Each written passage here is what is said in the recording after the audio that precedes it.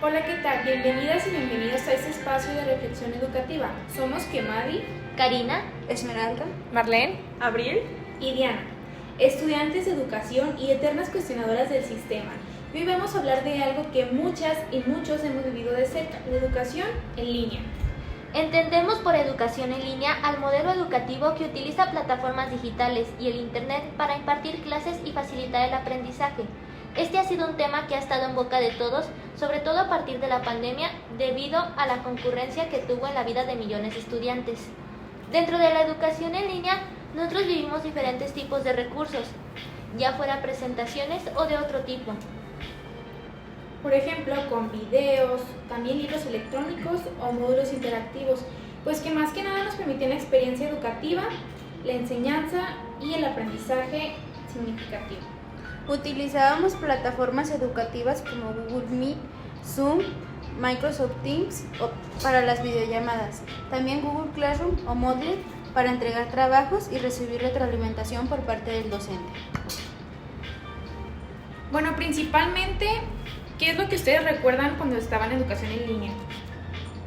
que las clases a veces eran muy aburridas o no te podías conectar por el internet que se saturaba mucho. Si estabas en tu casa y tenías hermanos que estaban en lo mismo, se saturaba el internet.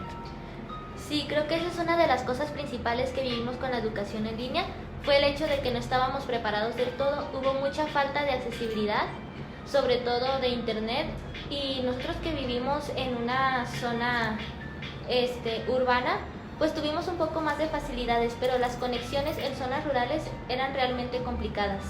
También otro punto fue que no teníamos el espacio adecuado para estudiar, ya que teníamos muchas interrupciones, ya sea de ruido o personas pasando atrás o delante de nosotros. Sí. igual pues sabemos que no era como la misma interacción, pues, o sea, el estar básicamente como en un aula rodeada de tus compañeros y que el profesor pues esté dando el tema, o sea, no había, o sea, estando en línea no había como esa cercanía o esa interactividad así como presencial o físico, ¿sabes? Sí, definitivamente tenemos esa parte negativa en cuanto a la accesibilidad, pero también hubo algunas partes positivas que nos dejó este modelo. Sí, por ejemplo, en mi caso, la maestra utilizó herramientas como Kahoot para hacer las sesiones más dinámicas. Gracias a su esfuerzo y creatividad comprendí que la educación en línea puede ser igual de valiosa si se aprovechan los recursos y se mantiene el compromiso tanto por parte del docente como del alumno. Y también recordemos que la interactividad debe ser un triángulo donde esté conectado la tecnología con el alumno y el docente.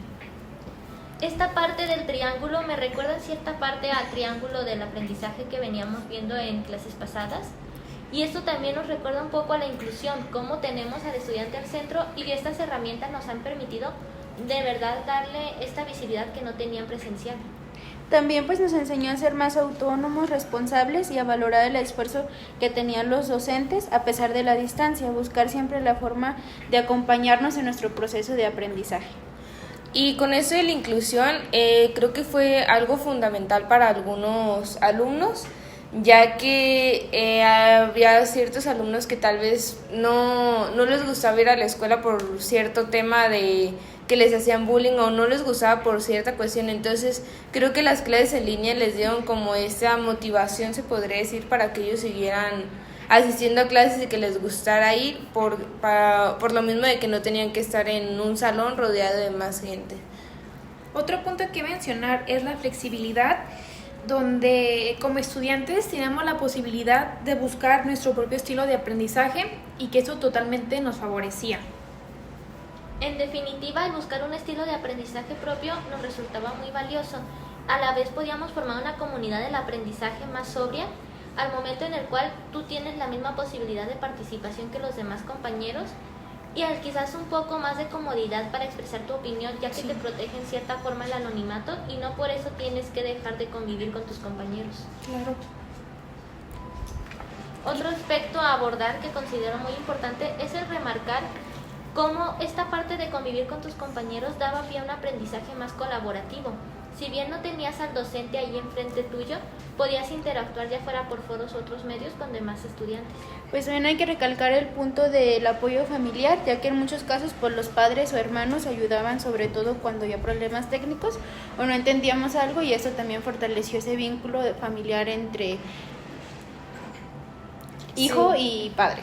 Sí, incluso como lo mencionaban, eso de tener ya sea contacto con tus compañeros o con tus padres de familia, siento que se formaba un vínculo y te hacía crecer más socialmente, te hacía sentirte un poquito más seguro, o sea, tanto en la escuela como en tu casa, de saber que había alguien que te estaba apoyando o ayudando en tus actividades. Sin olvidar mencionar el aprendizaje autodirigido que ofrece a los estudiantes el control sobre su proceso educativo.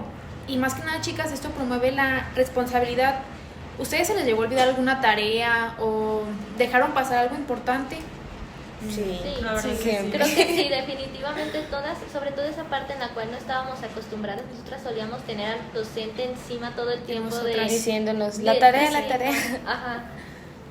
Y de ahí pues hablamos igual como sabemos que hay diferentes pues modelos en cuestión de las clases así como en línea. O sea, por ejemplo, pues el modelo asíncrono que ya es, o sea, aparte de que era en línea, había como una poca interactividad pues entre el docente y el alumno.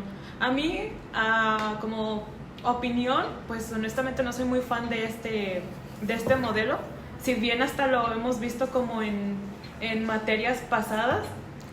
Porque muchas veces no existe el compromiso del docente al estarse conectando para aclarar dudas, más que nada. Ajá, o pues que tú quieres preguntarle algo al docente y pues no es lo mismo. Sin duda, nosotras de hecho tuvimos una experiencia El mundo contemporáneo. muy viva con este modelo, en la cual, aunque quizás todo estaba a disposición nuestro para hacer las actividades, si había una pregunta no había quien acudir y todos quedábamos en lo mismo. Entonces, si teníamos alguna equivocación, pues no había forma de darnos cuenta o de resolverla. Sí. Otro modelo es el síncrono, que ese pues ya, aparte de que igual es en línea, pero ya aquí está como la interacción como en tiempo real. Por ejemplo, pues las clases en línea que teníamos, que el maestro nos estaba explicando el tema y nosotros ahí como al tiempo pues les decíamos nuestras dudas, que de hecho hasta salían como memes de las clases y así, no sé si se acuerdan. Sí, todos esos videos. Y pues la interacción, como era más inmediata, las clases podían ser más participativas y pues el aprendizaje quedaba más claro en esa misma clase, Sí, porque pues se resolvían las dudas al en instante. ese momento. Y ya pues creo que el último modelo pues es el híbrido, que de hecho creo que ya todo el mundo sí lo vivió, pues que fue las clases presenciales y, o sea, presencial tanto en línea.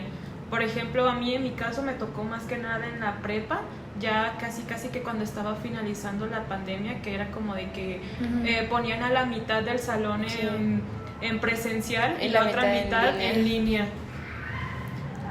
Definitivamente es algo lo que tenemos que tener en cuenta, los diferentes modelos y cómo estos se han visto, aunque no teníamos en ese momento en la pandemia como tanta noción del mismo. La innovación tecnológica nos ha permitido no solo el abordar cada modelo, sino mejorarlo, darle más herramientas al mismo para que fuera más efectivo y nos diera a los estudiantes lo mejor de que pudiéramos sacar provecho.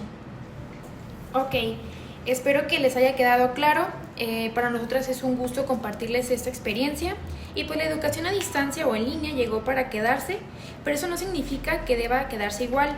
Si solo escuchamos las voces de estudiantes y docentes, también analizamos y críticamente sus límites y diseñamos respuestas pedagógicas con empatía y creatividad, lograremos una trascendencia en la pantalla. Gracias por acompañarnos en este episodio. Somos Kemadi y estamos convencidas de que educar en línea no debe de ser educar en solitario. Hasta la próxima. Bye. Gracias, Gracias. bye.